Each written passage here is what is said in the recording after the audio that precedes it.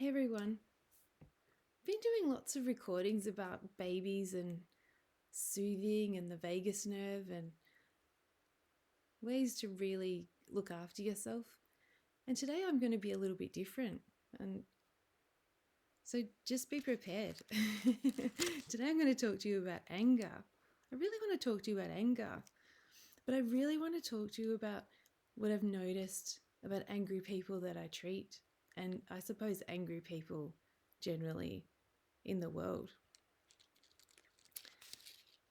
It's interesting because I graduated uni straight out of, I went high school and I went straight to uni and I learned how to be an osteopath and I learned a lot of manual therapy techniques and I learned how to diagnose different pathologies. And then I was 23 and I found myself treating people who had a lot of problems or who brought problems to me. And as I was treating their physical body, they would open up and they would tell me so many stories about things that were going on in their lives at the time or things from the past. And I suppose it's a phenomenon that lots of people would understand, that when somebody's moving your body around and soothing and they're feeling pain and connecting to pain, that you then release more than just the physical part of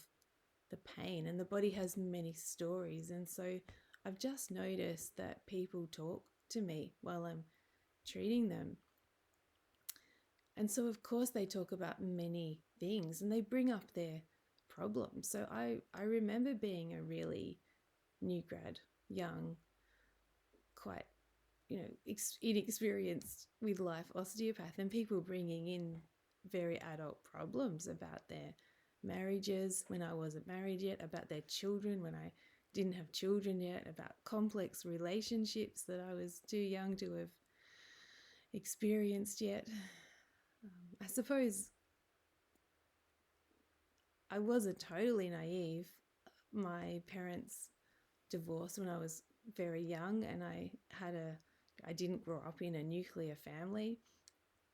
So I'd seen lots of relationships when I was young, and I had seen quite a few really angry people when I was young as well. And so I had experienced anger myself, and I was probably quite an angry 23-year-old now that I think about it at my age when I'm 46. So what I've noticed is that people get scared by their own anger. And I want to tell you today about how you can grab your own anger, really address your own anger, really bring it to this moment in time, really acknowledge maybe even the why I'm holding this, acknowledge what it's doing to you. And I want to help you work it out appropriately so that you can possibly even process it. And see, I've done an audio about love. I've done a loving kindness and breathing audio that talks about love, and that love is your own body having a chemical reaction, and anger is the same. So I decided about anger that people I feel anger in, what's the reason for anger? Do you think? I decided that anger means I really care about something. So when I feel anger in people, I say to them, anger's good. But people try to deny it and they try to push it somewhere and they try to block it somewhere. And I usually find they block it somewhere in their body. So just spend a minute just thinking about you and your own anger. And just think about where you put it in your body and what you do with it. So I remember when I was a little girl, there was a person I knew who would get really angry.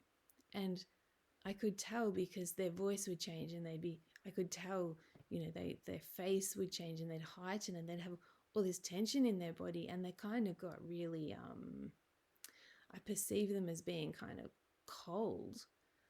And then all of a sudden they would just kind of snap back to normal. And I remember looking at them and thinking, wow, where did that go? Because I knew they were getting angry. There was another person in my life who was really easily angry, and they did this whole yelling and screaming and really showing the anger and often directing it at the people around them. And I remember my coping strategy there was just to go, whoa, you're really angry. Whoa, you're really angry. And I think that noticing that anger and being around it when I was little gave me a skill to say, wow, this is your anger. I have to say it didn't make it easier when I started feeling my own anger. It was still really difficult to say, oh, this is my anger. This is my anger. So what I want to do with our own personal experience of anger is say, it's important. Your body is telling you something. So listen to your body about anger. And I'm going to show you how to direct that anger appropriately. And you're going to hear my voice is heightened, my voice is excited. And you're probably, if I don't know if you've noticed, but I haven't taken a decent breath the whole time I've been talking to you. I've been just catching my little tiny little breaths in between my excited, upregulated speak. So I'm going to apologize to everybody who normally listens to my audios for soothing. This is a processing audio. This is working. We're working on something really important to me because I don't want you to have to put up with other people's anger. I want you to have good boundaries around other people's anger. But I challenge you to grab your own anger and do something really, really appropriate and positive with your own anger. I'm going to give you my biggest osteopathic secret of practice, of how I do what I do in osteopathy.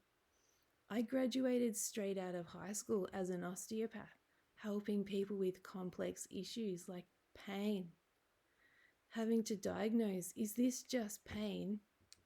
Is this okay? Or is this something that needs referral to a medical person? Or is this something really scary? I had to figure all of this out, but that wasn't actually the only thing I had to figure out. People came in with all of their stories. People came in and said, this is happening for me at home. This is happening for me at work. This is happening with me and with my children.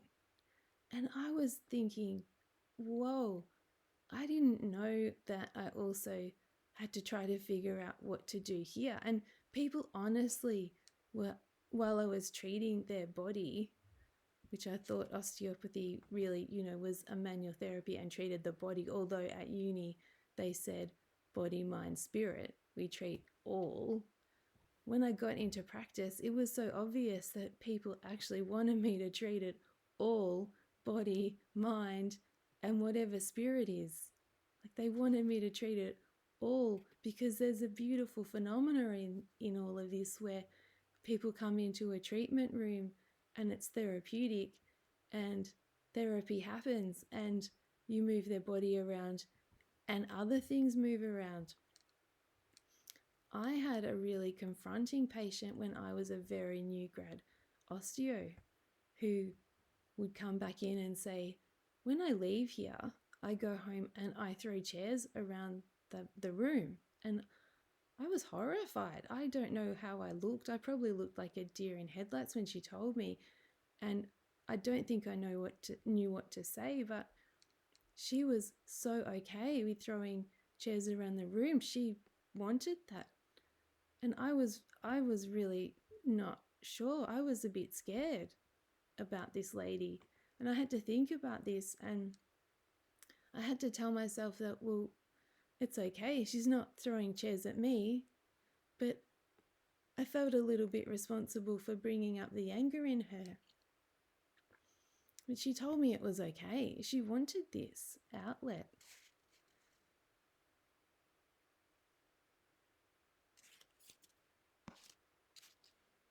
So this is the thing, right?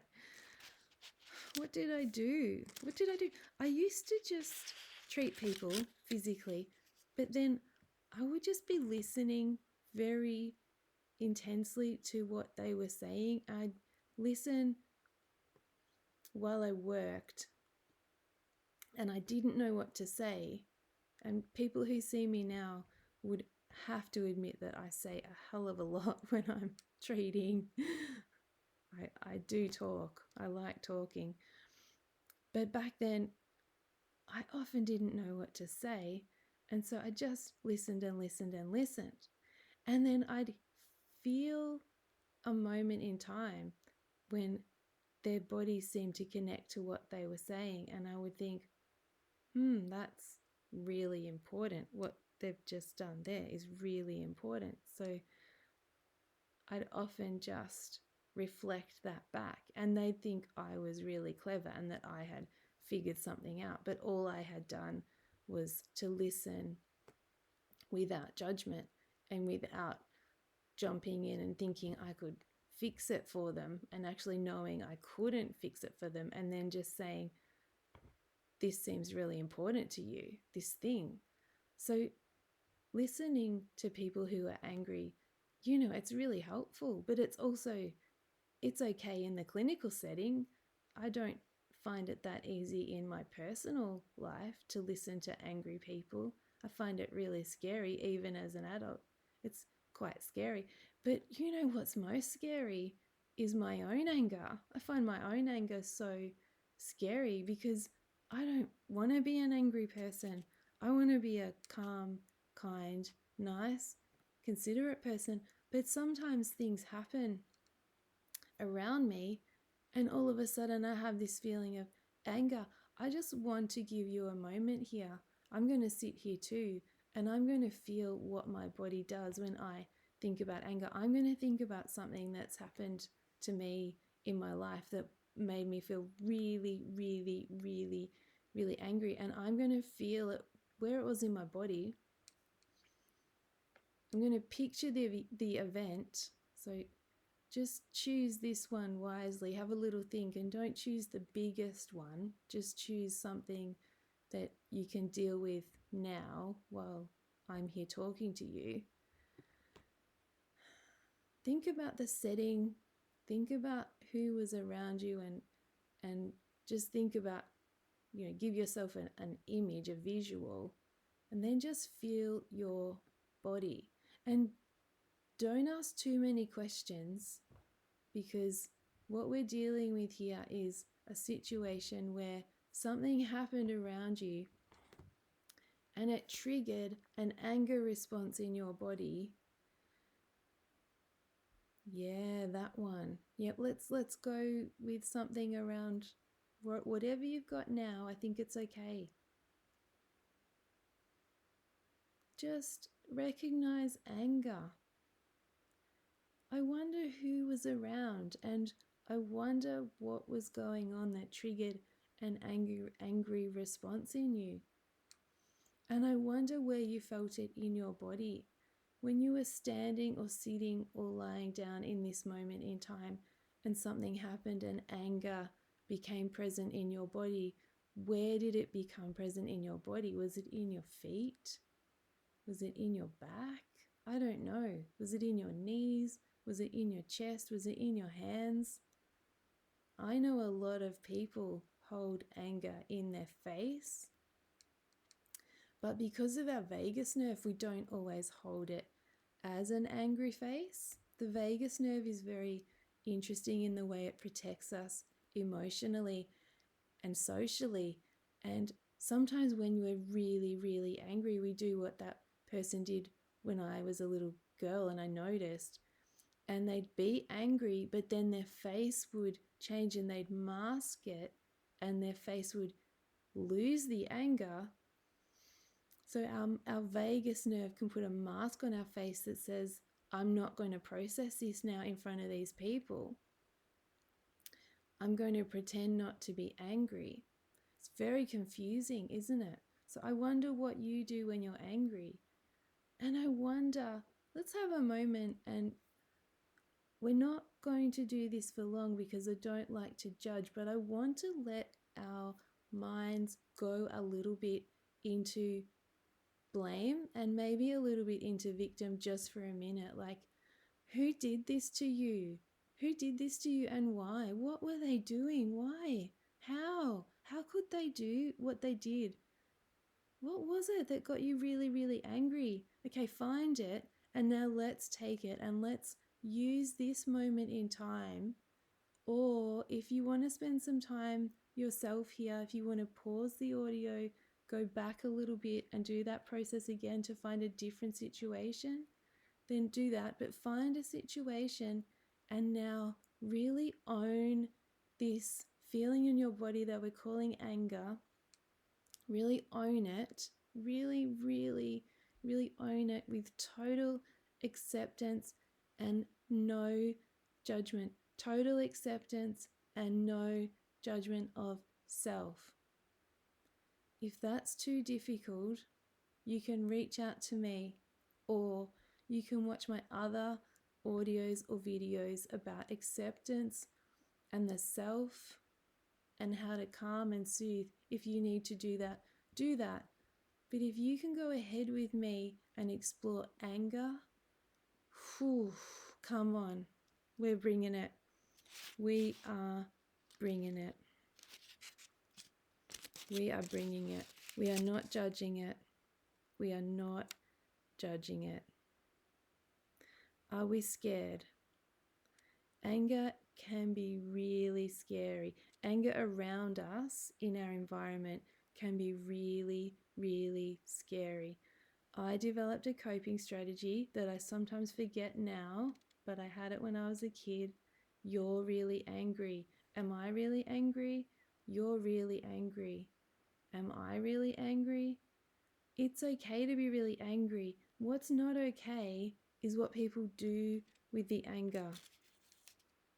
It's not okay to misdirect the anger. It's not okay to bottle up anger from one situation and put it in a big box in your body, say somewhere in your feet or somewhere in your legs or somewhere in your back or somewhere in your chest or somewhere in your hands or somewhere in your throat or somewhere in your face, jaw or brain, and hold it there. It's not okay to do that because it damages you. It upsets your physiology, but also it's so damaging to the world because that unrecognized, bottled up anger, it's going to come out. When you fill your box up, when you fill that anger box up and you snap, or you do this thing where you flip your lid, where you actually lose control, that's when really bad things can happen. That's unpredictable and inappropriate direction of anger. And you know, it often happens when you're feeling either safe, like you're around someone who's an easy target, road rage, or taking it out on someone smaller than you or more vulnerable than you, or it happens when you've just totally lost it and you're overwhelmed and you take it out on someone you really love. Or you can just totally flip your lid and get really dangerous and take it out on someone that you shouldn't, who is bigger than you, and end up getting yourself really, really hurt. But as I said before, what's happening in your body with your memory part of this anger and with your self-talk part of this anger is that you're creating a loop of unprocessed emotion that's really damaging. I know that the Chinese medicine model will say it's about the liver, and I know naturopaths will often say it's also about the liver, and it creates an issue with your own filtration system in your body and with health and with your ability to digest your food properly. We don't want that. but also in your mind, in your amygdala, in your hippocampus, back to the amygdala, you have a little place there in your brain that's quite a self-talk little region, and it's going to change what you say to yourself. It's going to say things like, I'm feeling angry and I'm feeling scared and I'm probably a bad person. I'm probably a bad person. Good people don't get angry. I'm ashamed of myself for feeling this anger, might your amygdala say to you. Gosh, it's just bringing up so many other emotions now. It's anger, and then it's shame, and there's probably guilt. How do you feel when you've misdirected your anger at someone? I'm not going to add any more words there. How do you feel? And where do you feel it? And what does it do? What does it do? What happens when you snap at a really kind person when they didn't do that much? But it's happened because someone did do much. Someone else another time did much. And you didn't know how to process it in that time. So then we end up with a situation of potential overwhelm. And at some point in our life, we snap, it's too much. In a situation of no control, it's a fight-flight situation. And that's scary. That's when anger's scary. So I want you to sit. I want you to explore with no judgment and total acceptance.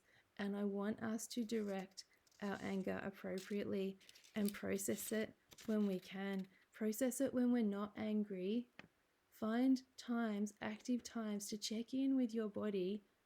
A meditation practice, if you like, where we go through our body and we say, how am I today? Would I like to find anger here?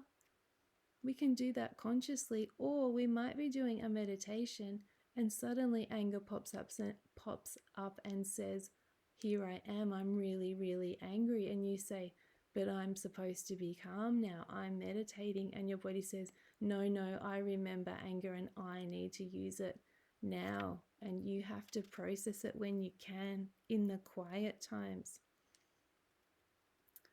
Visualize this anger. Visualize it really big. Don't deny it. It's okay. I'm giving you permission to grab it and find it. Anger says, I care. Anger says, I'm hurt. Anger says, I'm passionate. Anger says, I felt an injustice. I noticed something inappropriate. I had a reaction to it. I had a huge hormonal, chemical reaction, physical reaction. So when you're angry, what do you do? What does your body do? What do your feet do? What do your legs do? What does your pelvis do? What does your belly do? What does your chest do? What do your shoulders do? What do your arms do? What do your hands do? What does your face do?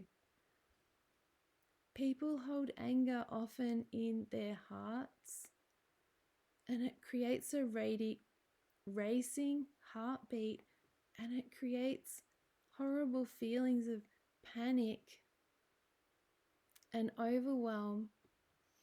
People hold a lot of anger in either their shoulders or their glute bottom muscles or their back. And then, how's the angry gardener I noticed when I was a young osteo? People would call on a Monday morning and they would have hurt their back gardening. And I used to say, how were you feeling when you went to the garden? And I noticed that a lot of people said, I was feeling angry, or I was feeling disconnected, or I didn't want to garden and I had to do it. And they ended up with injuries. It's just something to observe, isn't it? What that anger was doing. Maybe they would have been better off saying, I feel this today and I'm going to do something about it, instead of, I feel this today, so I'm going to shove it into a part of my body and go out and do something I don't really feel like doing, and I'm going to be really angry about it and just get it done. And bang goes their back. And they're at the osteopath on Monday morning. The angry gardener.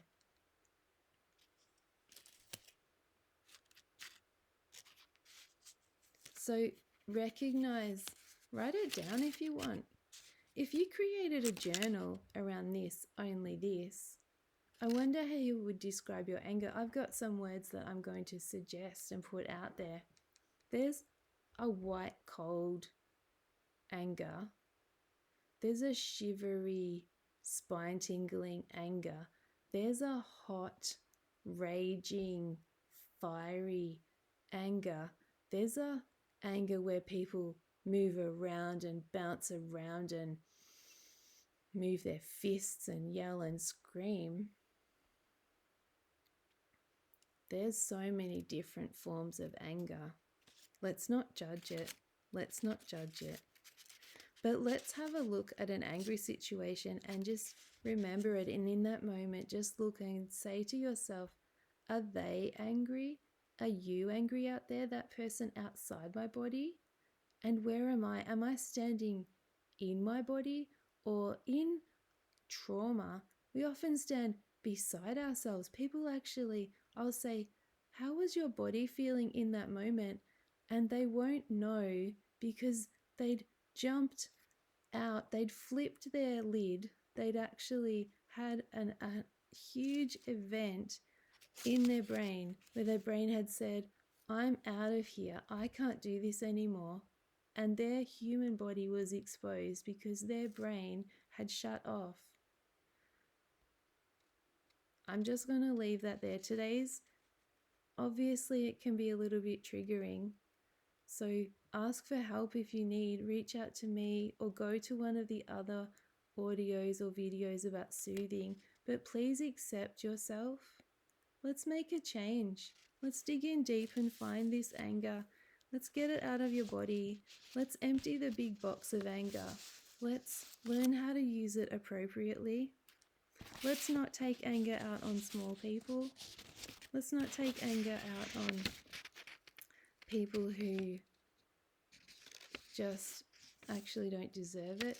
Let's not take anger out on the people who weren't around in the situations that created the anger.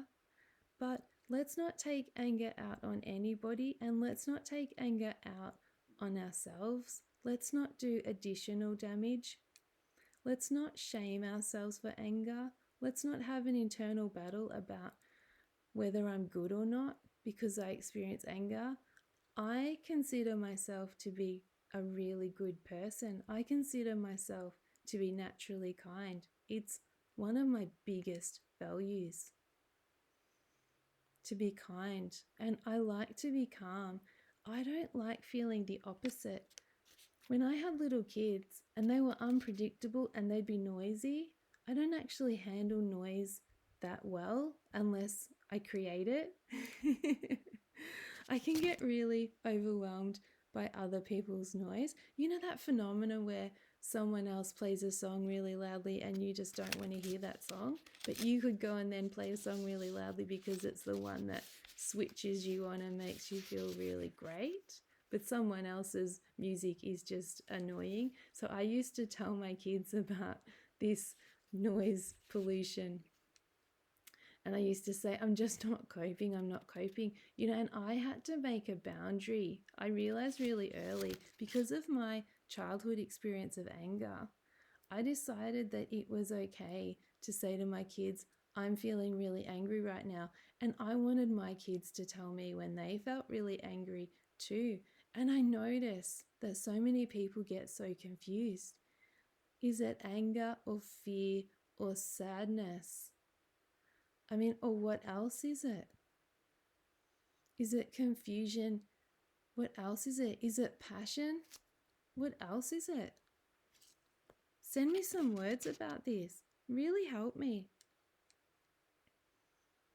You know, some of the biggest angers that I help people with, they come from situations where they're so scared or disappointed in people who they love, who have hurt them.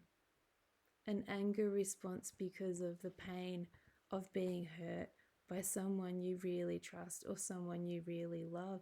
That hurts so deeply, and that creates an anger that can be really hard to process because it's so confusing. Because why did my parents, I'll just speak from a little child's point of view, why did my parents, there's a little child I just treated a couple of weeks ago, and he's, a little bit,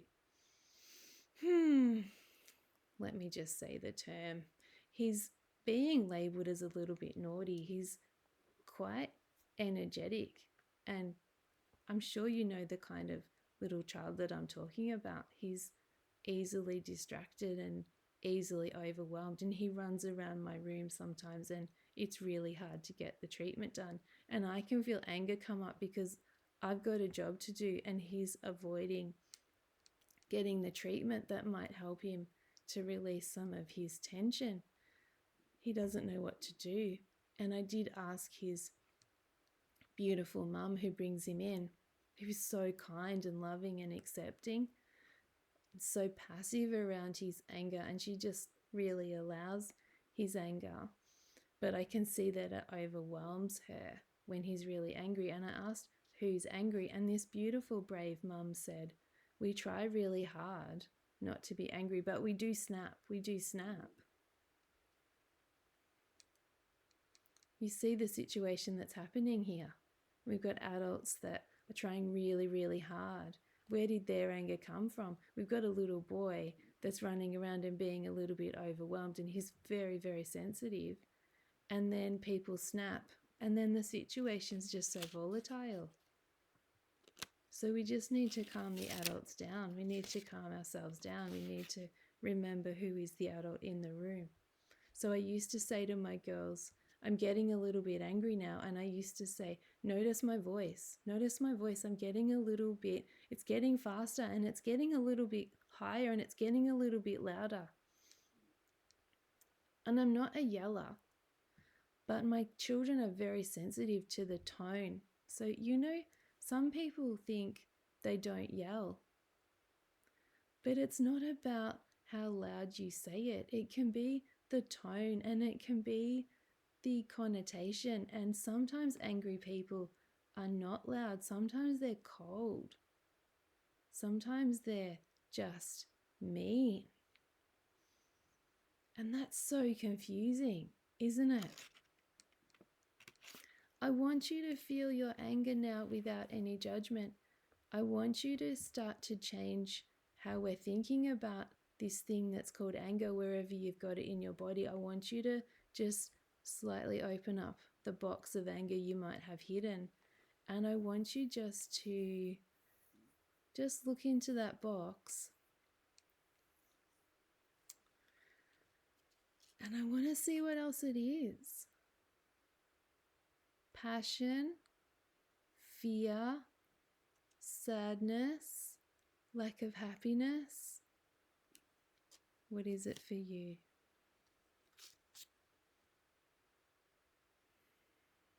We don't want this anger to affect the beauty of your life. We don't want it to jump out when it's not appropriate. We don't want it to get involved in situations where it just makes things worse. We don't want to take anger from work home and take it out on people at home.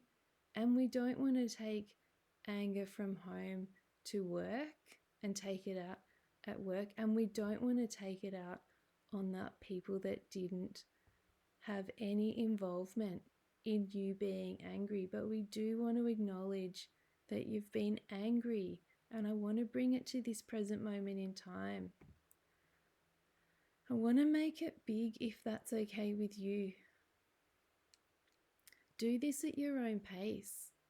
Stop the audio now if you want and do something else. Go and do some soothing.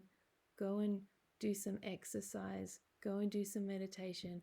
Or we're going to move forward in processing the anger. And what I'd like you to do with it is find one place in your body where it's the biggest place, where it feels the biggest and the most intense, and where the memory's sitting there.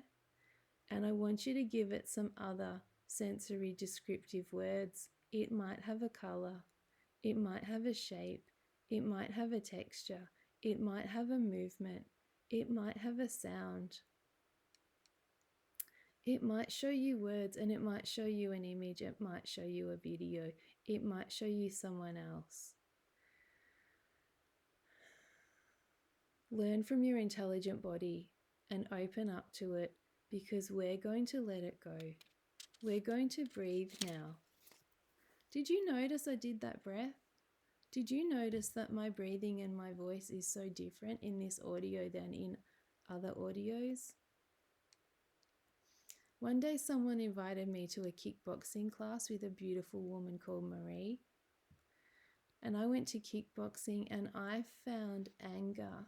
When I started punching, I found anger and it was amazing. I found it in my arms and I had some power. Wow. I loved the feeling of kickboxing. I think that I'm going to be really, really brave and do a video of this kind of thing. And I'm going to put on my activewear and get my pink boxing gloves out and show you my boxing bag. I nearly forgot its name. And I might show you some moves. And I might show you that you can also do what my beautiful naturopath Susan says to do, and you can grab a pillow and belt it on a chair or belt it on a floor, or the act of cutting wood, of banging and with an axe onto wood, bang, bang, or grabbing a mat or a rug and whacking it on the ground, or whacking it. I whack it sometimes on the side of my house. One of the doormats, I hit it hard. It feels great. That's a great use of anger, to clean a mat or to clean a pillow or a cushion of dust, to get it all out of there, to really bang it. You could bang something onto the pillow. Let me know what you do with it. You could box a boxing bag. You could get a friend and spar and say, I'm really, really angry. You could go and play a game of basketball with some friends and find anger in that game and direct it at getting goals and direct it at getting the ball.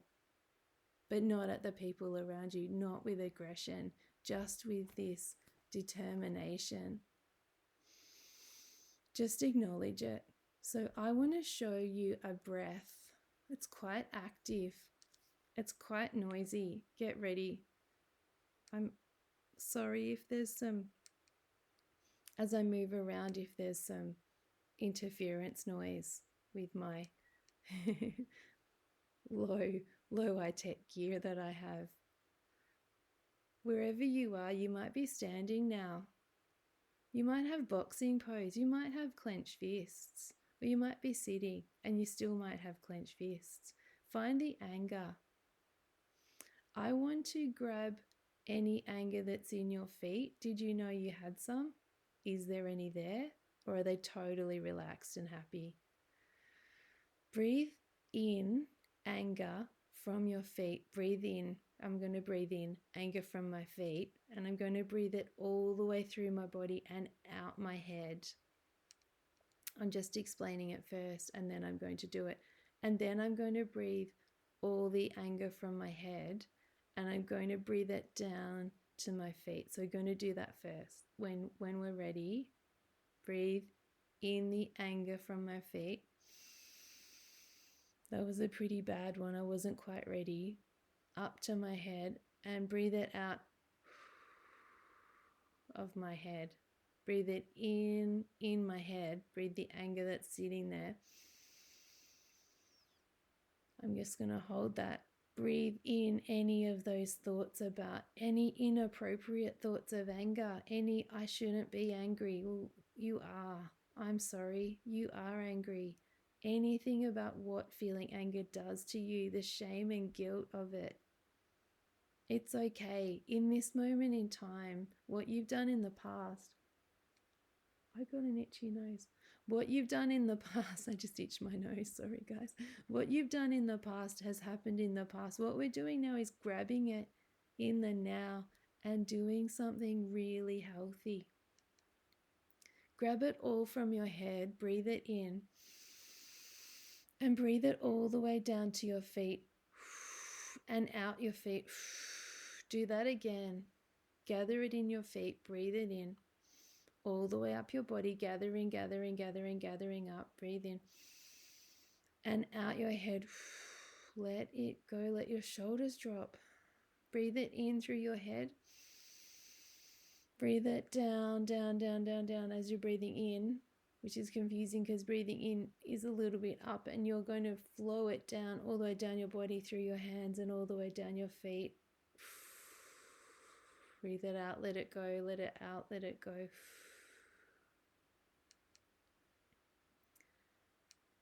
If you've got anger somewhere else in your body, in your lower legs, in your knees, in your thighs, in your hips, in your pelvis, in your abdomen, in your chest, in your heart, in your shoulders, in your arms or hands, in your throat, in your neck, people hold it in their jaw, those big muscles behind the back of the neck that support your jaw. People hold it there so much that they grind their teeth at night and they break their teeth, and they have to wear mouth appliances to protect their teeth from anger.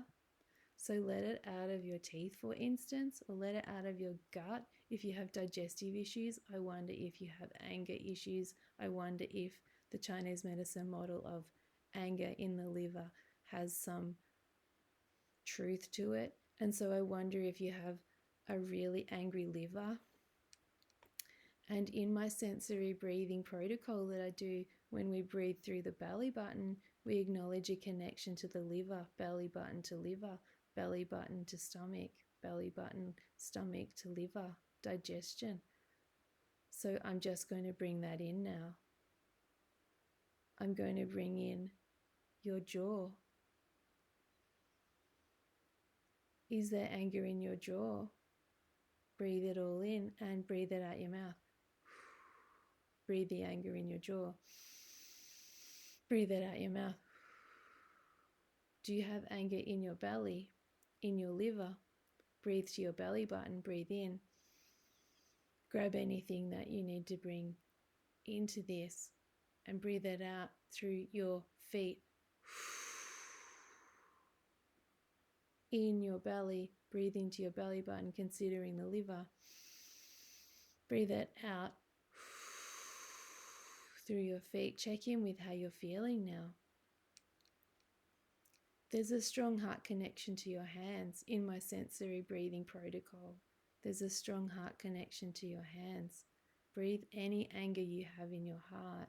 Breathe it in, grab it all, and breathe it out your hands and also out your feet. So grab any anger you can feel in your heart. This is passion. This is love hurt me. Someone else hurt me. This is I saw injustice and I held it in my own body.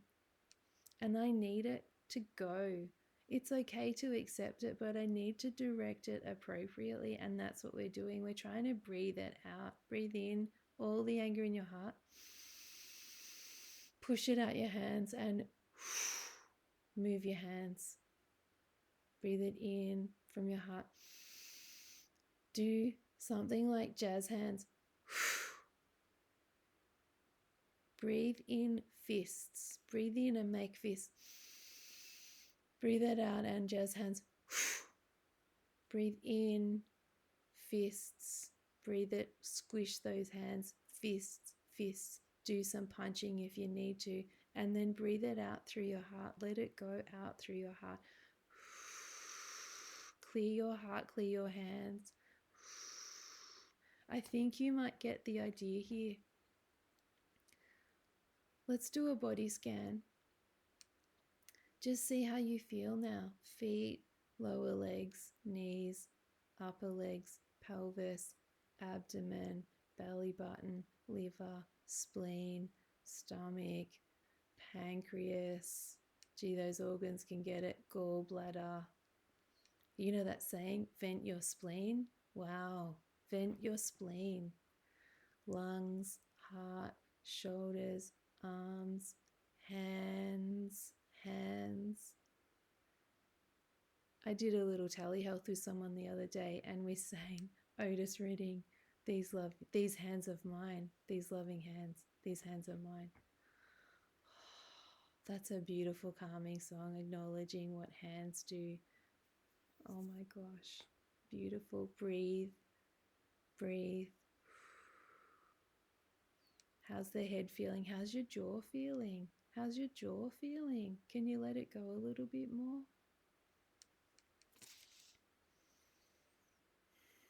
Appropriate use of anger, appropriate direction of anger. Anger tells you something. It's so important for your body. I had to make little notes about today's talk because I wanted to cover lots of different things. I hope it's come across okay. I hope there's not too much interference. Challenge me to do a video and challenge me to yell and scream. Challenge me to find my anger and show it to you. I acknowledge that I'm a kind and caring person, but I acknowledge that things make me really angry, particularly injustice. The people I've loved most in the world have at times really triggered anger responses in me, and I've got to know what to do with that. I really hope I've passed this on. I hope my message has been true. The last little thing, and it's not about you, but I want you just to think about what advice you give little kids when they're dealing with bullies and when they're feeling angry, when they come home from school and they're being mistreated by other angry children. And maybe without judgment here, but maybe children of parents that don't know how to direct their anger, or snappy parents, and they're bullying your child. What advice do you give your child? So I sometimes have a little internal game that I play with myself, and I used to share it with my children. So when you notice an injustice, or when someone's making you feel really angry, when people were upsetting my kids, and I mean, my kids had to deal with some stuff. One of my kids, when she was really little, got hit at school by an angry child, and they didn't necessarily choose my child, because of my child. They chose whoever was there, and it's really bad. It's misuse of anger, and it's a poor child that's then hit my child. But my children used to come home from school and people would have said nasty things to them, and I used to feel really, really angry. So I used to actually I can't tell you the story. I'm a little bit not okay with sharing it publicly, but I would have a fantasy about what I could do to these people, whether they were even adults or children, that were really bullying my children. One day I rang the school and I told the school that the person who had hit my child had assaulted my child, and the school said assault was a strong word, and I said it's the right word. Children shouldn't be hit at school, not even by other children. It's not okay. So when I see injustice, I have a little visual fantasy about what I might do if I went totally crazy, what I might do to that person, and I'm not going to share it. You have to come up with your own. Let your visual fantasy go a little bit crazy, because we know we're not going to act on this. We're going to breathe it out. We're going to exercise it out. We're going to meditate it out. We're going to yoga it out. We're going to run it out. We're going to walk it out. We're going to jump up and down. I'd like to finish with a story of a man who was getting angry at work. He was getting angry with his boss. And he started talking to me about this anger that he got at work around his boss. And we had a little think about it. We had a little chat about I asked him to find the little boy, the little angry boy. And little angry boys, I'm going to say this, they're cutie patooties. They're dealing with a lot, these angry little boys. I wonder where their anger has come from. So, this man who was angry at work and probably wanted to grab his boss and shake him and do all kinds of visual fantasies about, using this anger to really stop his boss, stop him in his tracks. When I asked him to find the little boy, he wanted to put gumboots on, find a puddle, and jump really, really, really hard and fast and crazily in a puddle of water. What a beautiful visual fantasy. Put some red gumboots on, maybe put on a red raincoat. Go find a puddle and jump, jump, jump, jump, jump. Visualize yourself doing it. I visualize kickboxing as one of the things I do. Appropriate use of anger. This is a bit outside my normal. So, and it's gone long. Thank you so much for listening for all of this time. Ask me questions, challenge me, help me give you more information. Take care out there, everybody, and think about your anger and own it. Don't blame and shame it on yourself.